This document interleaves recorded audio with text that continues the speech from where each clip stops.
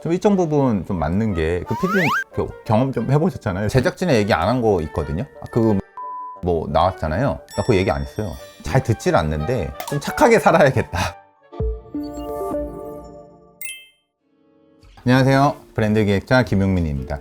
오늘은 운명정쟁 요새 49 때문에 10년 전에 잊혀졌던 지인들까지 지금 연락이 다 오고 있는데, 물어보는 것들이나 내용들이 다 동일해서 여기서 다 그냥 보시는 게 좋을 것 같아서 좀 찍게 되었습니다. 그리고 사업하고 그러시면은 좀 무료하잖아요. 그래서 좀 사람들이 좀 쉬어가는 시간일 수도 있겠다 싶어서 제가 이제 겪었던 일이라든지 운명 49에 대해서 얘기를 한번 해보겠습니다. 캐스팅은 저는 추천이었어요. 추천. 꽤 촬영은 오래전에 했던 거고요. 일반인 분들 중에 좀 찾고 있었던 것 같아요. 그래서 그때 이제 추천으로 저는 이렇게 되게 되었습니다. 그 얘기를 안 해줘요. 그 뭔지도 모르고 그냥 뭐 이렇게 사주하시는 분들이 나와서 뭐 맞추는 건데 좀 한번 더 나와봐라 해서 이제 그렇게 해서 이제 나가게 됐던 거죠. 그건 나중에 들었고요. 처음에는 막 제 생년월이라고 생년월에 막 보내주고 막 이상한 거 보내주고 했고, 자산에 대해서는 통장에 100억 있다 막 이런 게 아니라 뭐 제가 갖고 있는 뭐 부동산이라든지 회사 지분 가치라든지 이런 사회적으로 어떤 시장으로 통용되는 어떤 가치 평가된 것들 있잖아요. 그런 것들이랑 뭐 갖고 있는 것들 해갖고 보내드렸었고, 그리고 이제 얘기하면서 의도가 되게 좋았어요. 그때 작가님하고 피디님 분들하고 얘기하면서 그래도 같이 좀 공감했던 게 뭐였냐면은, 뭐 무속적, 사실 저도 잘 모릅니다, 그런 거는. 근데 우리가 그런 걸 보러 갈 때 보면 좋은 일 있을 때보다는 좀 힘들거나 어려운 일 있을 때 보러 많이 가거든요. 나는 무속이니 뭐 시키는 대로 할 거야 뭐 그런 게 아니라 좀 긍정적이고 희망적인 얘기들 듣고 나면은 그래도 조금 낫잖아요. 근데 그런 경우에 도움이 됐으면 하는 그런 마음들이 좀 다 있더라고요. 그래서 저도 맞아 나도 그랬었지 해서 얘기하면서 그런 것들이 좀 잘 맞아갖고 나가게 되었습니다.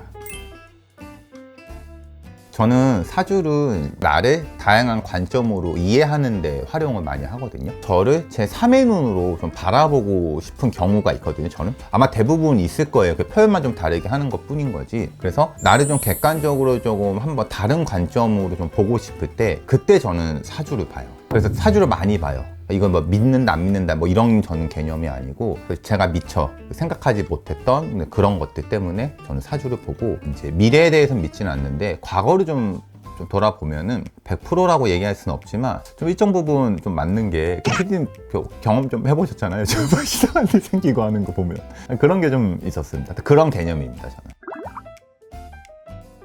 아니요, 대본 없어요. 저는 어디 갇혀 있었거든요. 가면 뭐 대기소 같은 데 가요. 1층에서부터 누가 내려와요. 저를 막 이렇게 마스크 감고 씌워갖고 데리고 가거든요. 옷 입는 거 정도는 체크를 했어요. 당일날 가서 어디 갇혀 있다가, 거기 이제 왜 군부대에서 있잖아요. 신병교육 하듯이 인솔해갖고 가고, 이렇게 한 명씩 붙어 있거든요. 그러니까 화장실 한번 가려고 해도 연락을 해야 돼요. 그래야 나올 수가 있었어요.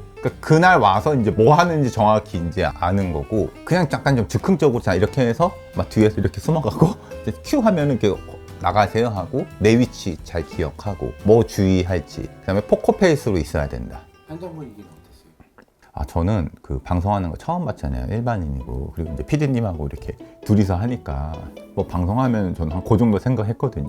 3-4명 있고 사람들 모여서 한다 했는데 한 200분 있는 것 같던데. 난 그 많은 사람들이 그렇게 제가 이제 소파에 누워가고 보는 저 영상을 만들기 위해서 그렇게 많은 사람들 노력하는 줄 몰랐거든요. 그래서 좀 방송을 볼 적에는 이게 막 재밌냐 평가하고 막 그랬었는데, 지금은 조금 그게 좀 바뀌었어요. 그때 촬영의 분위기를 보고 내가 이렇게 누워서 저걸 재밌게 볼 수 있도록 하기 위해서 정말 많은 사람들이 보이지 않는 곳에서 엄청난 노력을 했구나라는 걸 해서, 예전에는 막 드라마 같은 거 보면은 저거 뭐 시간 뭐 잡아먹는 거 했는데, 지금은 조금 달라졌어요. 그때 그 경험한 뒤로.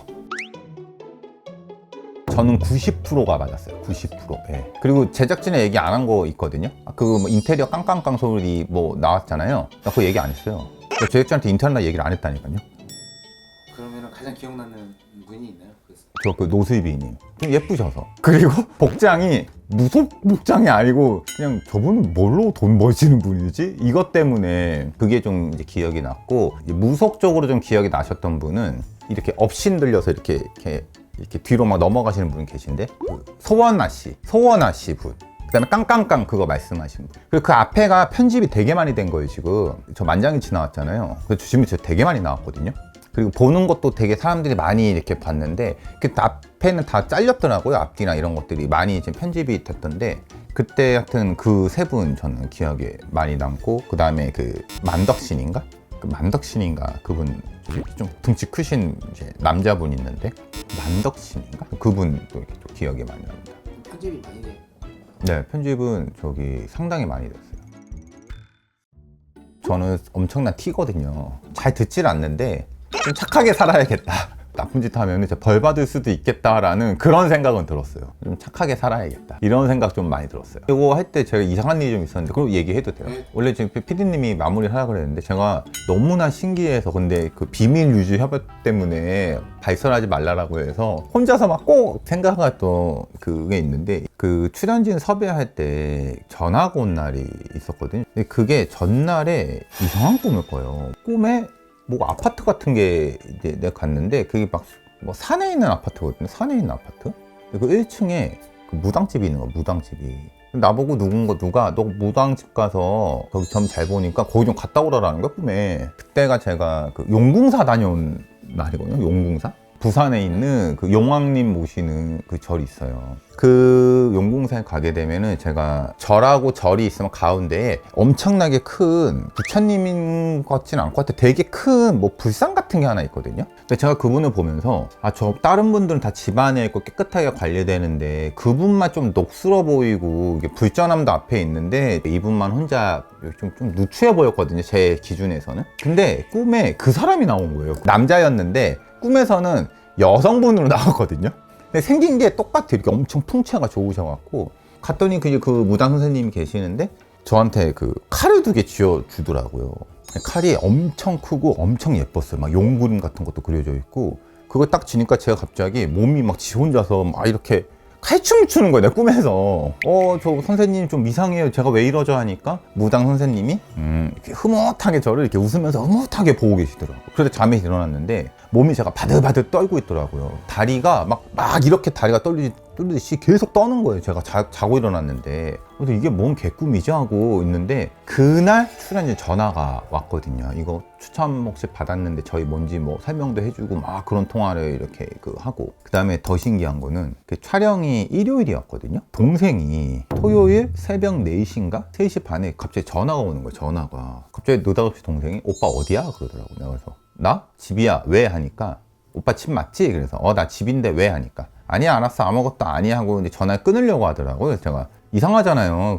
보통 남매 관계분들 새벽에 통화 안 하잖아요. 자주 하시는 분들은 있겠지만 대다수가 통화 잘 안 하잖아요. 그래서 제가 얘기해봐, 무슨 일인데 하니까 동생이 오빠 내가 너무 이상한 꿈을 꿨어. 그래서 뭔데? 그래서 이렇게 둥근 곳 중앙에 제가 누워있더래요.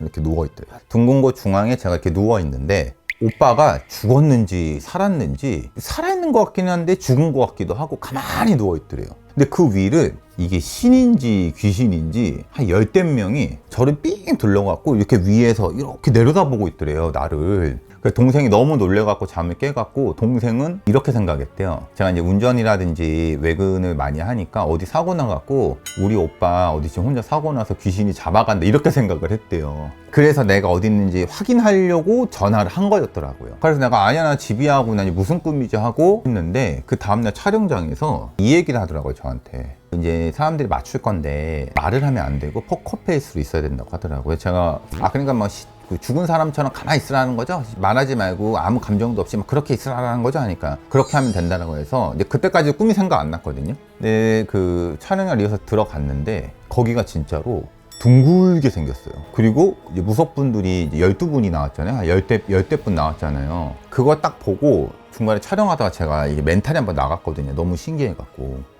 뭐 그런 일이 한 번 있었는데 너무 신기하더라고요, 저는 그게. 하여튼 그랬습니다. 그래도 꿈이 신기하네요. 하여튼 좀 신기했어요, 그거. 촬영 이후로는 그런 꿈 꾼? 아, 한 번도 안 꿨어요. 이게 또 그런 거랑 연관이 있나 뭐 또 그런 생각 들고, 꿈은 잘 안 꾸는데 꿨다 하면은 뭔가 일어나요. 저는 그러더라고요. 연락처는 다 받긴 받았는데 혹시라도 방송 전에 따로 만나거나 그러면은 좀 방송이 좀 혹시라도 누가 될까봐 만나지는 않고 연락처만 현재 받아는 놨어요. 예약은 안 했어요. 연락을 해서 올해 좀 점사를 한번 보는 거 어떨까요? 그 방송 나가고 좀 있다가 문자를 보내봤는데 제가 타이밍이 좀 늦은 것 같아요. 예약이 좀 많으신 것 같은데 그 전에 했었어야 돼. 네. 하여튼 그분들도 좋았거든요. 다 좋았어요. 사실 거기 있는 사람들, 뭐 PD님도 그렇고 작가님도 그렇고 다들 뭔가 하는 거에 최선을 다하고, 그래서 그냥 다 좀 잘 됐으면 좋겠고, 나중에 시간 나면 저도 한번 좀 연락드리면 좀 봐줬으면 합니다. 저 궁금한 거 되게 많거든요. 네, 그 운명전쟁 뭐 49회 이렇게 나와서 뭐 이런저런 하게 됐는데, 그 타이틀이 뭐 100억 자산가 이제 이런 걸로 어쨌든 방송 그런 게 있어서 나왔지만, 뭐 100억 뭐 그런 것도 중요한데요. 결과의 이런 것보다는 이거를 어떻게 좀 만들어 나갔는지에 대한 어떤 과정들이 저도 있었을 거잖아요. 근데 그 과정에서 저도 배운 게 너무 많습니다. 지금도 많이 배우고 있고, 사실 제 주위에는 저는 사실 명함도 못 내밀 정도의 이제 부자분들도 굉장히 많이 있으세요. 근데 그분들 제가 보고 있으면은 배울 점이 정말 많거든요. 그러니까 사람들 항상 좀 돕기도 하고 생각하는 것도 좀 다르고, 근데 저도 이제 그분들한테 많이 배우고 또 따라다니면서 얘기도 많이 듣고, 그리고 제가 이걸 하기 위해서 너무 많이 이제 사실 고생을 많이 하긴 했어요. 얼굴 보시면 얼굴 다 까매지고 입술도 까매지고 막 애가 좀 쪄들었잖아요. 근데 그런 어떤 과정 속에서 제가 좀 배웠던 거를 얘기를 많이 좀 드릴 테니까, 그런 거에 대해서 더 좀 포커스를 두고 관심을 가져주시면은 저는 더 좀 감사할 것 같습니다. 앞으로도 이제 사업이라든지 좀 고민거리 있으신 분들 이제 지속적으로 좀 이런 얘기들 많이 할 거예요. 사업에 도움된 얘기들을. 그래서 저한테 연락 주시면 되고, 맞아. 이거 하는 김에 제가 아직 문의 받는 그런 거를 제대로 안 만들었어요. 보통은 이제 지인분들이나 DM하고 카카오톡으로 그냥 편하게 연락 주시면 제가 답변을 했는데, 또 어떤 누군가한테는 그렇게 연락하는 것 자체도 부담이 좀 있으신 경우가 있는 것 같더라고요. 그래서 혹시라도 저한테 좀 문의라든지 이런 거 주시고 싶은 분도 있으시면은 뭐 DM이나 카카오톡 편하게 연락 주시면 되고, 제가 답이 없는 경우에는 뭐를 하고 있을 때거든요.